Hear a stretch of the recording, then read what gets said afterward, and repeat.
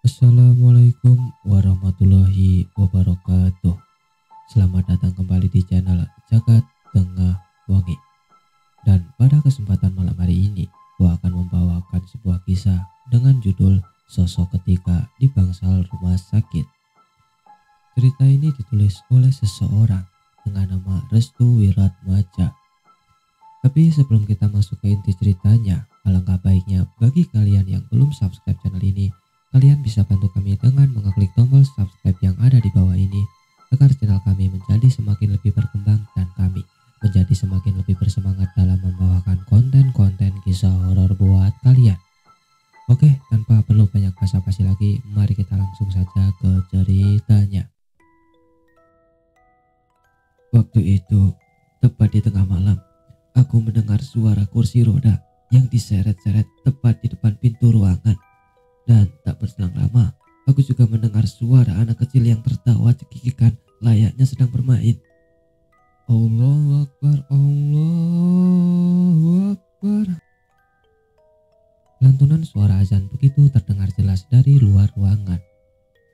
Aku masih terdiam diri di depan ruangan, tempat di mana ibuku mendapatkan perawatan khusus. Bagian kiri tangan dan kaki ibu patah seusai ditabrak lari oleh pengendara motor yang melintasi jalan raya besar di terminal kota Cirebon. Tak henti-hentinya aku terus membacakan kalimat zikir untuk menenangkan hati dan juga pikiran yang sedang kacau ini.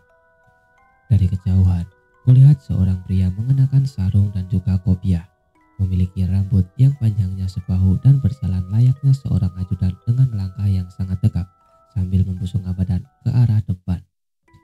Dia adalah ayahku, Pak Arti. Ayah sangat terpukul di saat mengetahui jika ibu mendapatkan sebuah cobaan yang amat berat. Belum lagi pelakunya melarikan diri di saat insiden sedang berlangsung. Ayah yang terkenal sangat penyabar, kini berubah menjadi manusia paling sensitif di dunia. Namun, walaupun dia mendapati masa-masa yang tidak kurang mengenakan di beberapa hari ini, ayah selalu menyuruhku untuk sholat berjamaah. Ulfa, ayo kita sholat berjamaah di musola. Ini sudah masuk waktu maghrib. Iya ya, tapi siapa yang jaga ibu nanti? Tenang, nanti ada suster dan juga dokter di rumah sakit. Kamu jangan khawatir ya. Tapi ya, udah, ayo sholat dulu. Bukannya aku ragu atau takut jika ibu ditinggalkan. Hanya saja, aku tidak ingin kejadian yang sama terjadi pada kemarin hari saat dimana ibuku berteriak ketakutan saat mendapati sosok ketiga yang ada di rumah sakit ini.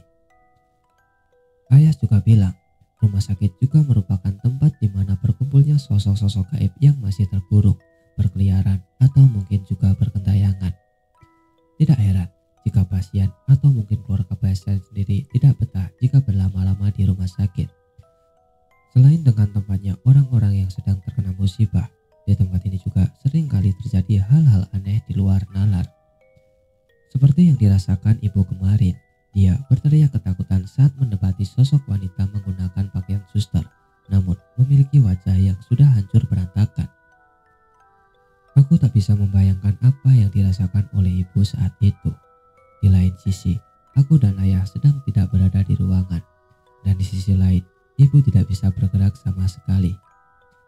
Dia bahkan tak bisa melakukan apapun kecuali hanya berteriak dan meminta kepada pihak rumah sakit untuk mengganti ruangannya terhadap ruangan lain yang masih kosong. Di sela-sela aku sedang memikirkan ibu, aku pun kembali bertanya kepada ayah terkait pergantian ruangan yang diinginkan ibu. Ya, ruangannya jadi digantikan. Tanyaku sembari menatap arah depan saat dimana banyak orang yang berbondong-bondong menuju ke musola di rumah sakit tersebut. Ayah tadi sudah konfirmasi ke bagian admin. Katanya untuk hari ini belum ada yang kosong dan semua ruangan benar-benar ramai akan pasien. Jadi untuk sekarang ayah memutuskan untuk tidak mengganti ruangan. Jawaban itu membuat hatiku tidak nyaman. Aku masih memikirkan kondisi ibu yang masih merasa ketakutan jika dirinya mendapati hal-hal aneh lagi saat malam tiba. Tapi ya, kemarin ibu baru lihat setan ya. Aku takut ibu didatangi lagi. Mendengar hal itu, ayah menghentikan langkahnya. Aku tak tahu apa yang membuat ayah menghentikan langkahnya, padahal musola sudah berada tepat di hadapannya. Kita ini hidup berdampingan, hanya saja alam kita yang berbeda. Jika memang ibu sering mendapatkan gangguan semacam itu, kita harus terus mendoakan ibu agar terhindar dari gangguan setan yang ada di sekitaran rumah sakit ini. Selesai mengatakan itu, kemudian ayah mengusap kepalaku. Tidak seperti biasa, ayah jarang sekali mengusap kepalaku. Di kondisi yang seperti ini, ayah tak ingin jika masalah lain datang lagi tatkala masalah yang kurasa sudah berat menjadi penambah beban bagi kesehariannya. Udah, sekarang kita sholat dulu yuk. Nanti biar ayah yang jaga di luar ruangan. Kamu jaga di dalam aja ya, nemenin ibu, oke?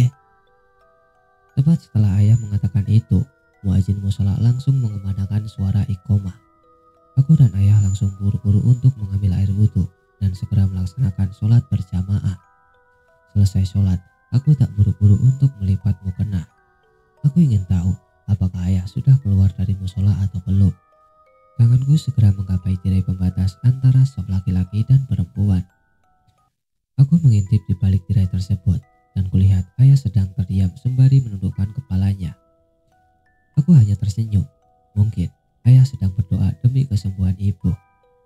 Tak mau kalah dengan ayah, aku pun melakukan hal yang sama. Aku rapatkan kedua tanganku dan menengadahkan ke atas sembari memohon kepada Tuhan untuk memberikan kesembuhan kepada ibu. Tak terasa, air mataku berjatuhan saat mengingat-ingat kondisi ibu yang sangat memprihatinkan. Bagian kiri tangan dan kakinya patah. Aku tidak tega jika ibu mendapatkan musibah yang terus-menerus berdatangan menimpanya. Saking khusyuknya aku berdoa, aku tak menyadari jika keberadaanku di musola tersebut sudah hampir lama. Kulihat jam dinding di musola sudah menunjukkan pukul 18.25 WIB. Aku segera merapikan mukena dan langsung beranjak pergi dari tempatku. Akan tetapi, saat dimana aku sudah keluar dari musola, aku masih menatap seorang pria yang kuyakini itu adalah ayahku sendiri. Awalnya aku kira ayah ketiduran karena kelelahan sebab seharian penuh dirinya mengurusi ibu. Namun aku merasa ada yang janggal. Di musola tersebut, aku tidak mendapati sandal ayah. Apa mungkin ayah menyembunyikan sandalnya agar tidak diambil oleh orang-orang yang berada di rumah sakit? Aku tidak ingin memikirkan hal itu terlalu jauh. Aku hanya ingin mencoba berpikir positif karenanya. Bisa saja ayah masih rindu dengan Tuhannya. Dengan cara berdoa dan menceritakan keluh kesahnya, aku yakin ayah bisa lebih kuat lagi dengan ujian yang sedang dihadapinya. Aku pun meninggalkan ayah seorang diri di musola. Batinku terasa lebih baik setelah melaksanakan sholat maghrib, seperti ada beban yang sudah lepas dari hati dan juga pikiran. Kini aku ingin menuju ke ruangan ibu untuk mendengarkan keluh kesahnya.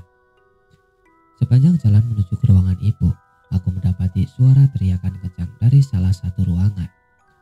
Suara teriakan itu begitu menakutkan, sama halnya seperti orang yang sedang kesurupan. Banyak orang-orang di sekitarnya yang merespon teriakan itu dengan isu-isu yang mirip. Keributan ini pun segera ditangani oleh para suster dan petugas rumah sakit yang langsung menuju ke ruangan tersebut. Aku tidak tahu harus bagaimana untuk menanggapinya, antara cuek dan juga kasihan. Namun, waktu maghrib sendiri adalah waktu yang mungkin saja menjadi waktu yang sangat sakral bagi semua orang. Ayah pernah bilang, jika waktu maghrib tiba, sosok ketiga dari kita akan muncul. Dan sosok ketiga ini adalah sosok yang sering mengganggu orang-orang.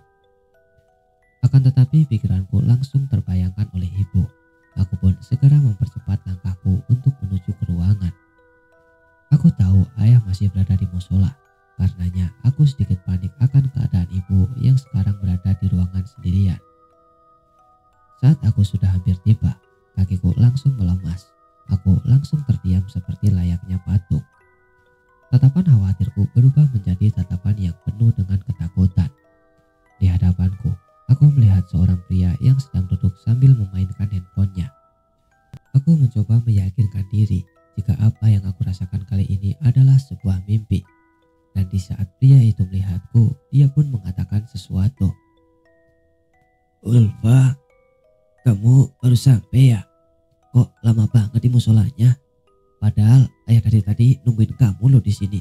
dan udah hampir setengah jam ayah nungguin di sini. Setengah jam? Ayah sudah menungguku setengah jam di depan ruangan ibu. Lantas, siapa pria yang mirip seperti ayah yang berada di musola itu? Tak mungkin kan ayah memiliki dua tubuh? Untuk meyakinkan lagi, aku langsung menatap ke arah sandal yang digunakannya. Dan memang benar, pria itu menggunakan sandal swallow yang biasa digunakan oleh ayah. Tidak salah lagi, jika yang ada di hadapanku ini adalah benar-benar ayah. Aku langsung berlari dan memeluk ayah. Kamu kenapa, Nduk? Kok kayak orang ketakutan gitu? Ayah, aku tadi lihat ayah di musola loh. Makanya aku lama di sana. Hah? Lihat ayah? Ayah kan dari tadi nungguin ibu di sini. Makanya ya, Ulfa takut banget. Aduh, ada-ada aja ya. Aku pun melepaskan pelukan. Setelah itu aku menceritakan kepada ayah terkait dengan hal-hal aneh yang baru saja terjadi di rumah sakit ini. Ayah, tadi ada salah satu pasien yang kesurupan loh. Oh iya, yang teriak itu ya? Iya ya, kok bisa ya? Apa mungkin itu adalah ulah sosok ketiga dari apa yang pernah ayah ceritakan? Ayahku terdiam. Dia menghentikan diri untuk bermain HP-nya dan lebih memilih untuk mendengarkan ceritaku. Sosok ketiga, ya memang benar. Kalau kita ini hidup gak sendirian. Biasanya jika waktu-waktu tertentu sosok-sosok tersebut akan berkeliaran di sekitaran kita. Berkeliaran ya? Iya, di rumah sakit khususnya. Sosok ketiga ini sering muncul tepat waktu maghrib tiba atau tengah malam. Tidak heran jika ibu kemarin mendapatkan hal aneh saat dirinya merasa ada orang yang masuk ke dalam ruangan. Padahal ayah yang berjaga di luaran tidak mendapati salah seorang pun di sini. Aku paham mengapa ayah begitu tenang untuk menghadapi hal semacam itu. Ayah mungkin sudah berpengalaman dan mungkin juga ayah sudah tak heran dengan sosok ketiga yang ada di rumah sakit. Awalnya kita mengagendakan untuk berjaga ibu di dalam ruangan. Kami pun keasikan menceritakan hal-hal aneh yang kerap terjadi di rumah sakit. Awalnya kita mengagendakan untuk menjaga ibu di dalam ruangan. Kami pun keasikan menceritakan hal-hal aneh yang kerap terjadi di rumah sakit. Sampai-sampai saat waktu isya bergema, kami pun memutuskan untuk sholat di dalam ruangan ibu, sekaligus menjaga ibu yang mungkin saja nantinya akan membutuhkan kami berdua. Tidak kusangka, setelah menceritakan banyak hal sembari mengetahui sisi lain dari rumah sakit yang menjadi tempat perawatan ibu, waktu pun berjalan dengan cepatnya. Waktu itu jam tiba-tiba sudah menunjukkan jam 10 malam. Aku pun meminta izin kepada ayah untuk beristirahat di dalam. Sedangkan ayah, dia memilih untuk berjaga di depan ruangan dan tidur di sana. Sebelum aku tidur, aku melakukan ritualku terlebih dahulu, yaitu bersih-bersih. Setelah itu, aku segera mencium kening ibu dan mendoakan untuk kesembuhannya. Rasanya aku ingin tidur cepat setelah seharian menjaga ibu. Kuambil selimut yang sudah kubawa dari rumah. Namun sebelum itu, aku juga mengkhawatirkan keadaan ayah yang berada di luar. Untungnya, aku membawa 2 selimut dari rumah. 1 selimut sisanya aku serahkan kepada ayah yang berada di luar ruangan. Saat aku membuka pintu, aku terkejut saat mendapati ayah sudah tertidur. Sepertinya lelahku ini tak seberapa dengan lelah yang dirasakan oleh ayah. Tidurnya mengeluarkan suara dengkuran yang tak biasa. Pantas saja ayah tak ingin memikirkan hal-hal yang berat karena tubuhnya juga sedang dalam keadaan yang tidak baik-baik saja. Aku pun segera memasang selimut di tubuh ayah. Setelah itu, aku pun mencium kening ayah dan juga mendoakan untuk kesehatannya. Ketika semua sudah selesai, aku pun segera kembali ke dalam ruangan dan segera menutup diri dengan selimut. Tak lupa aku membaca doa sebelum tertidur lelap. Aku harap aku mendapatkan mimpi yang indah. Di rumah sakit yang sekarang aku tempati ini, tiap jam 10 ke atas semuanya sudah sepi. Jarang ada orang-orang yang sering berjalan keluar jika sudah memasuki jam sakral ini. Apalagi jika tengah malam tiba, atmosfer kengeriannya meningkat dengan pesat. Entah kenapa saat tengah malam tiba, aku merasa ada yang aneh. Aku seperti mendengar suara bising di luar. seperti suara kursi roda yang diseret-seret tepat di hadapan ruangan ibu. Suara itu membuat aku terbangun. Buruk rasanya jika aku terbangun tepat di jam yang rawan ini. Kulihat jam dinding ruangan yang sudah menunjukkan pukul 1 pagi. Tetapi sedari tadi suara bising kursi roda itu masih terus terdengar. Mungkin saja ada pasien yang baru berada tepat di sebelah ruangan ibuku, sehingga mereka menunggu petugas rumah sakit untuk memberikan pelayanan. Aku pun kembali menutupi wajahku dengan selimut. Kututup kedua mata dan mengembuskan nafas panjang seperti orang yang kelelahan. Tapi baru saja aku ingin mengganti posisi tidur, tiba-tiba aku mendengar suara tawa anak kecil dari luar ruangan. Hatiku mulai tidak nyaman, pikiranku menjadi buyar. Aku tak habis pikir mengapa ada suara anak kecil di dalam ruangan. Semakin aku diamkan, suara anak kecil itu semakin kencang. Aku pun menjadi penasaran, tapi aku juga merasa takut akan hal itu. Yang aku takutkan, suara itu bisa membuat ibu tergantung dan terbangun. Aku tak ingin ibu menjadi tersiksa jika dirinya terbangun tepat di tengah malam seperti ini. Dengan terpaksa, aku memberanikan diri untuk bangkit dari tidurku. Kubiarkan selimut itu berantakan dan mencoba untuk mendekati pintu ruangan. Namun, saat dimana aku berada tepat di depan pintu, suara kursi roda itu mulai berjalan meninggalkan ruanganku bersamaan dengan suara tawa anak kecil yang mengganggu. Tanganku merasa gatal. Aku beranikan diri untuk memegang gagang pintu dan membukanya secara perlahan. Saat pintu terbuka, pandanganku langsung berubah. Tatkala aku melihat satu keluarga yang terdiri dari seorang ibu, ayah, dan juga anak berusia 10 tahun sedang menatapku dari kejauhan. Yang membuatku tak bisa berkata-kata adalah rupa dari wajah mereka yang menyeramkan.